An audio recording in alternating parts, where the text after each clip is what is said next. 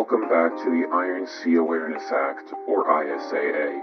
In this tape, we will be learning about one of the most commonly found entities within the Iron Sea, the sea dragon. The sea dragons are some of the most common entities found within the Iron Sea. From their long bodies and their large fins, these creatures are very easy to spot in waters. The sea dragon seems to resemble that of a crocodile and a spinosaurus. However, unlike both of these reptiles, the sea dragon has no legs. Instead, they feature a long vertical tail that helps them to swim faster in water.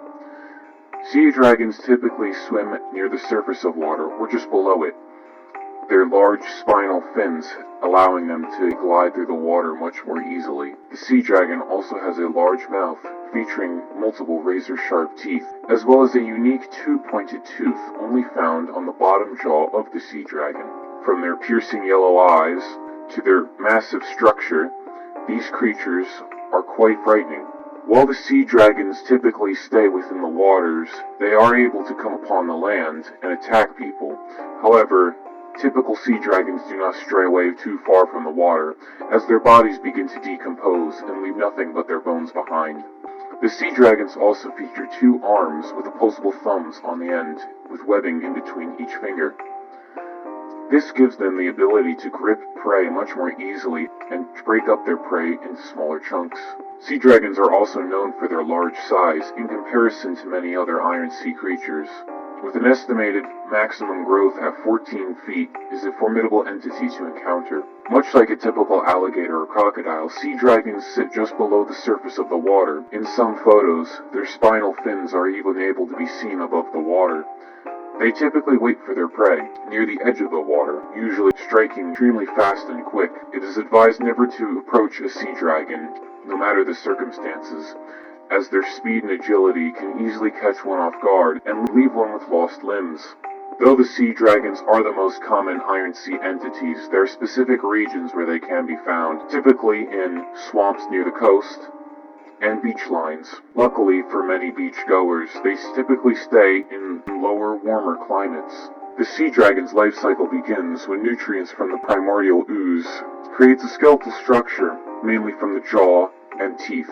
The ooze forms a body, creating a young sea dragon. Young sea dragons look very similar to fully grown sea dragons, however, just not in the same size. A youth sea dragon can be as small as about 1 foot. However, with enough supply of food, they can grow up to the full-grown 14 feet of their parents. However, there have been recorded cases of sea dragons growing far past the 14-foot limit. In one case, a sea dragon found on the Baja Peninsula coast was thought to have been at least 30 feet long. While scientists could never exactly figure out how this could have happened, it may have something to have done with a large supply of fish in the area at the time. While the sea dragon's agility and size, as well as quantity, may cause some to be frightened and concerned, there are ways to combat them. According to local governments, the best way to fight a sea dragon is to use a large knife or gun, aimed for its head, central body, or tail. If one were to attack the spine, it could also disable the dragon for a short period of time.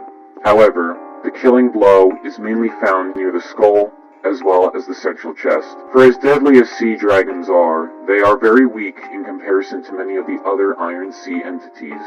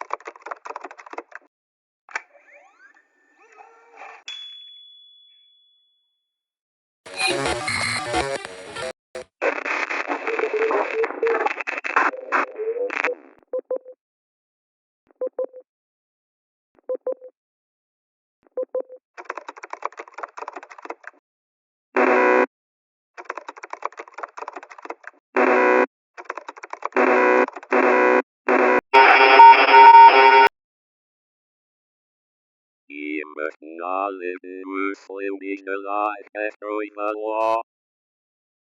This concludes our discussion of the sea dragon. In the next tape we will be discussing a more powerful, but not as common, creature known as the Grunite.